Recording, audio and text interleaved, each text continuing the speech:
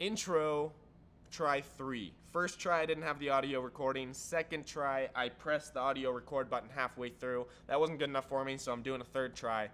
But hello everyone, my name is Alec from Blackhouse Vapor Company, and today I'm doing a review on the Galatek from Asmodus. I'm actually doing more of a first impressions video of it. This guy's only been out for a couple weeks now, and I just wanted to show you guys it's very innovative. There's a lot of new stuff with this RDA that I haven't seen on any other RDAs previous, and so I wanted to show it to you guys so that you could get a sense for whether or not you wanted to pick one up and experience all of this new stuff, all of the new features that this RDA holds. I have a lot of respect for Asmodus as a company. I think that they make some awesome devices, so I'm very excited. I'm excited to see what this Galatek has to offer. It's interesting as all hell. It looks different than any other RDA you've seen before. You might have difficulty finding a device that this looks good on, but you know, that's subjective, so we'll leave that up to you to decide.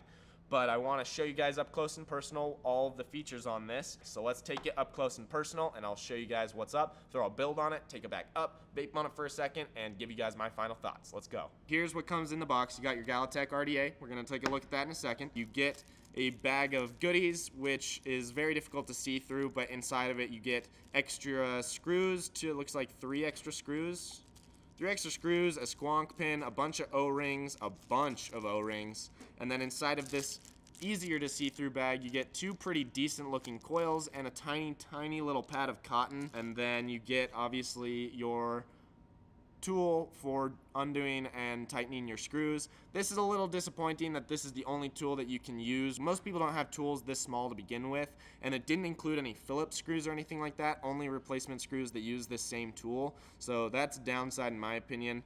I wish that they would have included some Phillips so that it would be a little bit easier to build on, but that's no biggie. It shouldn't be too difficult. It's just a little bit of a downside, a little bit of a con in my opinion. When I pulled this out of the box and started to pull it apart the first time, the O-ring on the 810, supposedly 810 drip tip just kind of fell off. It was already broken when it was in there and it just kind of fell off. Luckily, it press fits in on its own without an O-ring, and it fits in there pretty snugly, but I would still put a new O-ring on this. It's just kind of, that's a bummer that I pulled it out of the box and it immediately broke. Bottom of the device just says Galatek on one side, Asmodus on the other side. There's no serial number on it. I'm assuming they made quite a few of these, so serial numbers would start to get kind of useless and difficult. This piece right here separates from the RDA, and this piece is purely for heat dispersion. So it's interesting. It's not an airflow adjustment or anything like that.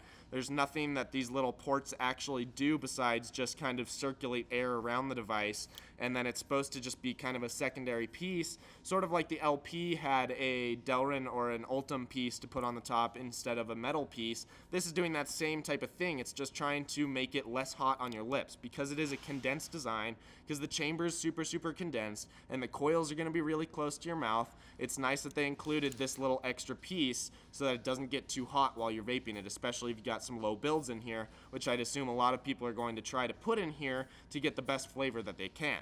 O-rings on this device are super tight. I had to actually put it onto my mod just to get the top cap separated from the deck section itself. Double O-ring situation, 1 O-ring on top of the airflow, 1 O-ring on bottom of the airflow. The airflow, obviously bottom airflow, is quite large. You can fit some big coils in there and get plenty of airflow to them. It looks like about 10 to 15 millimeters wide on the airflow, so you can really get some beefy coils and have airflow from the center out all the way to the very edge of the coil. That lends itself to kind of a smaller deck, which is a downside to me in terms of especially squonking if you're gonna put a big coil on here, because the airflow is big, but the deck is fairly small, so your cotton is gonna have to be kind of small to fit on the deck, and then in that case you're gonna have some saturation issues, you're gonna have some wicking issues, but we'll see. We'll throw a coil build on here and see how it functions. I like the post setup. The post setup is very similar to, or it reminds me of, the Cosmonaut, with the way that you're supposed to just build upright and then bend your coils over. And the reason I say that is because there are these little notches on the top of the posts that look like they're meant to not pinch your coil when you bend it over the airflow if you build it upright, which seems like what they're trying to have you do. No single coil setup on this, only dual coil setup. So you're gonna have to run 2 coils. That's a downside for some people, not necessarily for myself. I usually always run dual coil setups. But let's throw a build on this guy, bring it up top, vape on it for a second, and I'll give you my final thoughts on it. Alright guys, I just wanted you to see this. This is the build that I'm working with. 28 gauge, dual 28 gauge fused Claptons. And this deck is actually a breeze to build on. I think that these are called tombstone or gravestone posts, the way that these are configured. They look kind of like tombstones. But either way, super easy to build on. Didn't really even have to cut my leads. There's tons of space for leads in these posts. They're milled all the way down to the base of the post, so you can seriously put some huge leads down in there with no worries. Pretty sure these are 3mm post holes. I did want to go with a 9-wrap coil so that I could see how much of this airflow I could use with a 9-wrap coil, and I'm still not even really I'm not taking advantage fully of the airflow. There's even more airflow than these coils still, so probably gonna have to cut the airflow down a little bit to get the best flavor, but that's pretty crazy. I mean, you can put some fairly exotic builds in this. The one factor is gonna be those post holes to see if you're actually gonna have enough space for all that wire in a more eccentric build. So but for now, this is working really well. This was super easy to build on. I'm very excited about it. I'm not going to use it in squonk mode. I'm just going to use it in standard mode to give you guys an idea of what it's like. Just right out of the box, throw build on it, slap a build on it, and see how it vapes. That's how I like to do things around here. So I'm going to saturate it up, and then I will vape on it, and I will give you guys my final thoughts on this device. Here we go. Guys, so after I've pinched the coils and everything like that, gotten caught in them, gotten all wicked up, it is ohming out to 0.11. So exactly what the package told me it would ohm out to, but I didn't believe it. So I'm going to vape on this really quickly. The bottom airflow I think is going to give awesome flavor off of this particular build. And like I showed you, even with 9 wraps, I'm still not really utilizing all of the airflow that you have on this device. You can really throw some eccentric builds in here, and they will fit perfectly as long as you keep it within the 3mm that you have for those post holes. I really like the, I'm gonna call it a tombstone. I like the tombstone posts. Honest, they're very easy to work with. The build, when I put it in here, was super quick, super easy to do. And so now I'm going to vape on it and get a sense for what the flavor's like. I think it's going to be amazing. I had a little issue with the build. As soon as I put the top cap on, I realized that I had built too high. I built the coils too high up, and so I pushed them down, and now we are fine. But that first hit was really brutal. So, ugh. But here we go. Let's try this again. Ooh.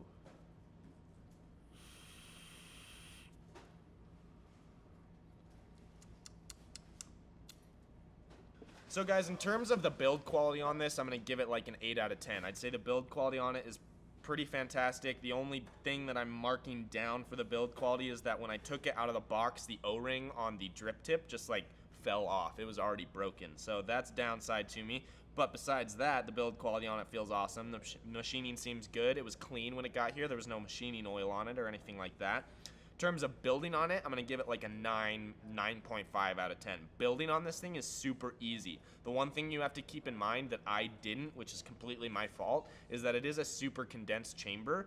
So you have to build your coils really low to the deck. That could be a con because that means that you're going to be cutting off your airflow because your coils are so close to your airflow, because it's bottom airflow obviously, but it's not a huge deal. It's just that you do have to push those coils down. You can't keep them high because you're going to end up shorting out on the top cap if you do keep them high up.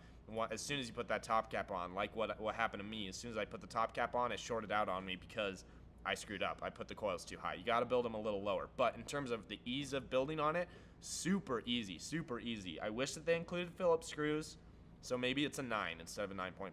But regardless, super easy to build on. Flavor, like a 9.5 easily. I mean, this is probably the best flavor I've gotten off of any RDA that I've used. I would say overall, is this worth picking up? Yes, definitely. For 40 bucks retail, that's a fantastic price for such an awesome device. This thing with a squonk pin too, so you have the ability to do squonking. It's a versatile device, but it's also super easy to build on, and it gives really good flavor. If you guys have any questions, leave them in the comment section down below. If you like the video, give it a thumbs up, and if you want to see more, subscribe to Blackhouse's YouTube channel. This is Alec from Blackhouse Vapor Company. Thanks guys, we'll see you next time.